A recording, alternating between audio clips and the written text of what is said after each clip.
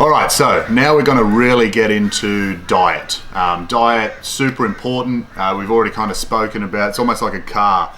You know, if it's a diesel car and you go down and go, oh bugger it, I'll just put unleaded in today, it's probably not going to work all that well. But for some reason, as humans, we've gone away from the model of kind of looking at what our bodies need and putting that in there. We've kind of just gone, it's the time of day and I want something easy, so we put some crap in there. Now, you know, someone once said to me, like, garbage in, garbage out. So you put garbage in, you'll get garbage output. And I think that's, you know, there's a lot of information about at the moment, whether it's spot on or not, but that there's like a second brain in your stomach, and there's, you know, gut and psychology are linked. So healthy kind of gut, healthy diet should help with your psychology. And so I suppose I'll throw to Rob now in terms of some things he wants to talk about diet-wise, but cool.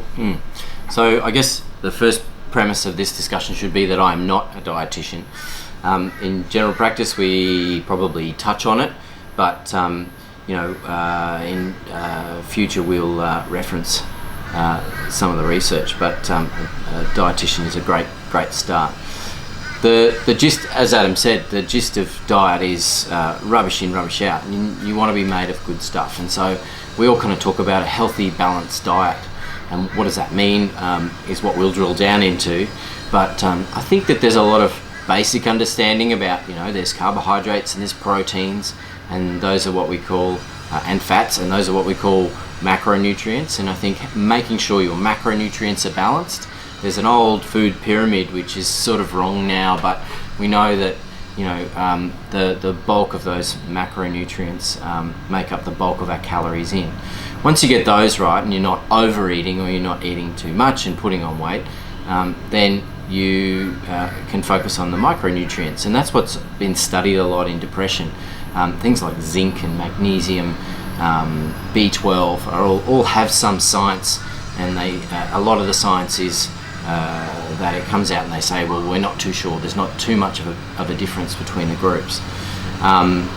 But we're aware that in different cultures there's areas of diet that are more traditional. We know that another aspect of research is the traditional diets, like the Mediterranean diet. That's good evidence that it decreases your cardiovascular risk, but again, limited evidence. There's a traditional Japanese diet that in one study did show a benefit in terms of they had less depressive symptoms.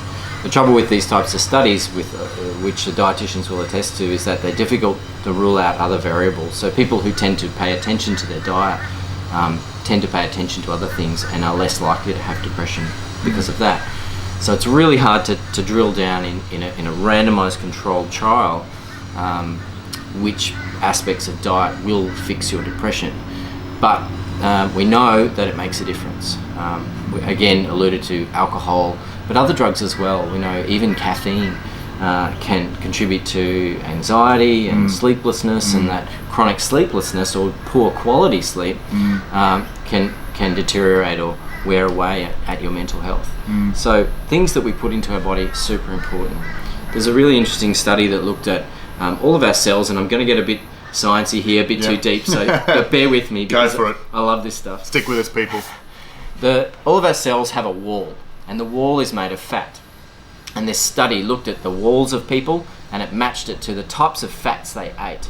And the fats that were made up in the walls were exactly matching the types of fats in their diet. And this shouldn't be too much of a surprise, but it literally proved that we are actually made of what we eat. If you're eating crap, if you're eating junk food, your cells are made of rubbish. And so, you know, that's a huge and wide-ranging health problem. But today's discussion is about mental health, and so. Talking about cells as well, they've also done some study with regard to thoughts as well. How positive or negative you think your cells in your body and the vibrations and all that sort of stuff. I mean, once again, this is getting kind of deep, but they talk about how that can affect your physiology as well, with how you hold yourself and how you think and all those types of things. So whilst diet is super important, we'll talk about psychology soon, but yeah, from a cellular level, even with that, there's people are starting to study how people think and how that affects the vibrations of the cells and all that sort of stuff. Yeah. So. Well, I think we know that if you treat yourself with respect and love, and you're giving your body good things, I think that flows on into your psychology as well. So you're treating yourself with the love and respect, and that flows on through. When those negative thoughts come through, you go, no, actually, you know what? I had my kale smoothie. I'm okay. Yeah. It's getting back to that. The body is a temple type thing, or would you just go and grab some crap and throw it on the floor in your house? Well, if the answer is no to that, why do you do it to your body? Is a kind of an interesting point, but yeah. And the only other thing I think is what you mentioned as well, is that gut-brain axis. It's another big area of research, and that from a GP's perspective, the evidence is thin on the ground, but it's an enormous area of research about how does our microbiome, how do the bacteria and other organisms that live in our gut, how do they affect our mental health? And we know that there's a link, but it's an emerging area of research, and it falls back onto the same broken record, which I keep saying, which is having a healthy, balanced, nutritious diet of raw vegetables and a little bit of meat, and some red meat at times, but limiting all of the other rubbish and factory foods is likely to lead you to a better outcome in terms of your mental health. Yeah, it just makes sense, and from an athlete point of view, I know myself, when I have a competition coming up, my diet just goes through the roof. It's so much better because I have some kind of goal, I have something I want to achieve, and so I start to research, like, okay, how is my body going to be at its optimum for that freediving competition, and do I really want to put a double Whopper or a Big Mac in this, because I know it's high in fat, it's high in sugars, it's high in all this type of stuff, and it's really just shit food basically. And so for me, it's like sometimes my diet is only better when I have a goal. And so I'm not saying that you need to go and sign up for a triathlon or something, but the goal in this case could simply be, I just want to bloody feel better. I don't want to, for me, depression was not really wanting to wake up in the morning. And at its worst, getting to the point where driving down the highway, I thought maybe it's just easier to drive into that telegraph pole because I don't actually want to deal with my head anymore. So if you put it from that point of view, the goal is just to feel good about yourself, and that flows on to everything in your life. I mean, I know we've both got kids. I mean, I was a shell of a father. I didn't want to play with them. I didn't want to go down to the park. I didn't want to do anything. I just wanted someone to fix me somehow. So these are protective factors, that we dig out, the medical jargon, the things in our lives that we really motivate us, that make us want to go, no, damn it, I'm going to actually pull this together and do it. And that's, the kids and the motivating factors, like you said, having a goal prevents that unconscious eating and makes us be more aware of what we're putting in.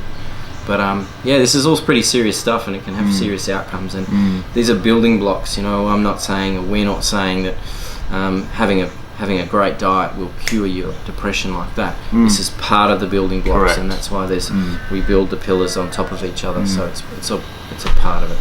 And I think we're two Aussie blokes. And the people probably watching from all over the world, but a lot of countries are the same. You kind of have we have a bit of a culture where it's have some beers and but and we're not saying you have to delete that out of your life. A glass of wine or two or a couple of beers with friends and family or whatever is not necessarily, I don't think, going to be harmful. But it's that what I think sometimes happens is when we get in that real kind of stress state or that real helplessness, 2 beers with mates becomes 20, because you want to numb that feeling for a period of time. But what we obviously know about alcohol in particular is it's a depressant itself. So whilst you're having those 20, you're probably okay. but it's that next day, that next 2 days, that next week. And I know myself from my experience, you know, you kind of go, how worth it? Was it worth having that 20 really for that couple of hours of forgetting? My next week is so much tougher. Yeah. And that's my experience as well. And now that we're getting old and wise, and we like the owl, by the way, that's why the owl's there. He's the wise one. It's a representation. Yeah. We are probably better able, or more, you know, have more experience in the bank to realise that there's this small amount of payoff, and you do feel better. People do feel better when you drink alcohol, you know, but it's a short period of time, and the cost is enormous. You know, the days and days and days, for me personally, like big boy hangovers are 3 or 4 days. And it's 3 or 4 days, not just of feeling awful, but of feeling depressed, and feeling horribly anxious, and feelings of guilt just come out of nowhere for having, you know. So alcohol has a lot to answer for. It's entrenched in our society, and without getting too much on the soapbox, it's a difficult problem. But I think individually we can make decisions about, again, what we put in, how it impacts us. Don't self-medicate with alcohol. Try and make it an occasional enjoyment, and the payoff will be a small amount of enjoyment with a very small cost. You know, 1 or 2, something like that. You know, there's a number of other drugs that, you know, make things difficult, but alcohol's definitely the biggest problem. Yeah. So I suppose, you know, from a diet point of view, it's that overriding factor. I think whether it's with drug use or whether it's with alcohol or whether it's food, whatever you use to try and get some kind of enjoyment. And, you know, for some people out there, it'll be getting a tub of Ben and Jerry's and eating the whole thing, you know. So it's just kind of drug of choice in a way, isn't it? It's a really good way to think about it. I think, you know, in moderation, you know, you can have a little binge on some Ben and Jerry's or something, or, you know, Friday night have 4 or 5 with your mates. You know, I'm not saying that you've got to all of a sudden become an altar boy, but, you know, I think the overriding message here is that diet is in this 5 pillars, plays a huge role in your body, which has its own wisdom as well. You know, like your body feeling good will send messages to the brain, and vice versa. So this is where all of the reason we're talking about these 5 pillars is that all of these things feed into that loop, which is body good, mind good. And so when they're working in unison like that, sweet, you could have a really positive attitude, but you feel your body full of crap. It'll send messages to the brain going like, oh, we're not feeling good down here. And which is why, you know, even from a freediving sense, what I've found and what I teach with all my students, and Rob will know this, Rob took to freediving like that, but is that if you can relax your body down, it sends messages to the brain that, hey, we're sweet down here. This is all good. We're relaxed. And then vice versa. If you can kind of control those thoughts, or have nice positive thoughts and switch off up top, it sends messages back down to the body as well that say, hey, we're good up here. So it's that they call it the body-mind connection.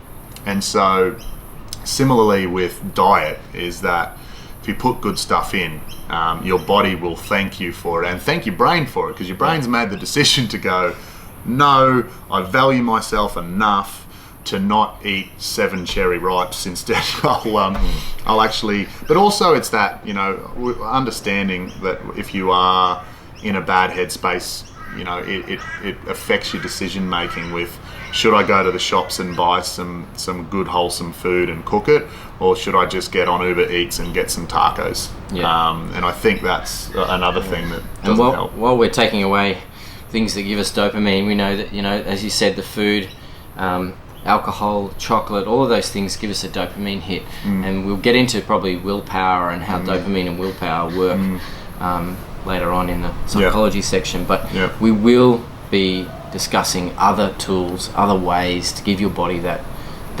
response, other things that you can do to get that dopamine hit, to get that good feeling. And I think those are ways that you can treat depression in a safer way than the negative stuff that we've talked about, and freediving is one of them. So we will be looking to reach out to, you know, a dietitian or, someone who knows exactly what they're talking about in depth, and releasing videos at later dates, so that this would be its own segment. In fact, all of the 5 pillars will be their own segment, where we just really drill super deep and get the experts in those fields to come in, and we have a broader discussion about it. This is what we want to be giving you now, is a roadmap to start the journey to recovery, and then really drill into each section. But that's diet.